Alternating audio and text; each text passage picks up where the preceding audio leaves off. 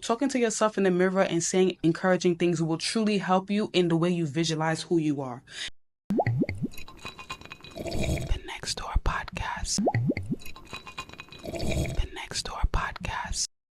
Validation outside of themselves. They seek validation in their partner, in their friends, and end up easily influenced because, there's this trend with this whole BBL thing going on. And I told you guys this last year and I'm going to tell you guys this year. If you're going to do anything to your body, just get lipo. Trust me.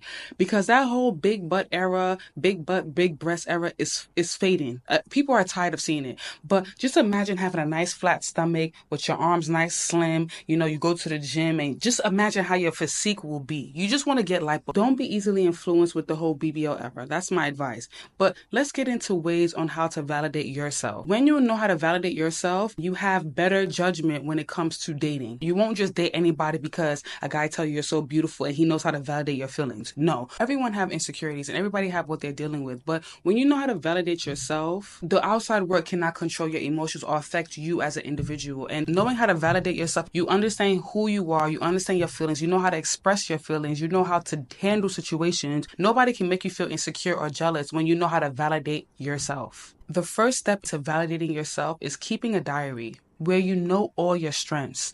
This is really important because when you write down something, you're also reading. It's being stamped in your subconscious mind. Know your strengths. What are your strengths? A lot of times we focus on our weaknesses more than our strengths. This is why the diary is really important. Anytime you feel insecure, you can refer back to your list of strengths to make you feel more confident. And the more and more you do this is the more you become resilient. The second way to validate yourself is to invest in personal projects and hobbies. This is so important because when you invest in who you are and invest in your self-development, you're subconsciously viewing yourself as important. Because think about when you're working on a project. When you're working on a project, you're focused on that project that you're working on. Now imagine you making yourself the project. You know what? I want to work on my emotions. You know what? I want to work on growing my hair. You know what? The Next Door Podcast.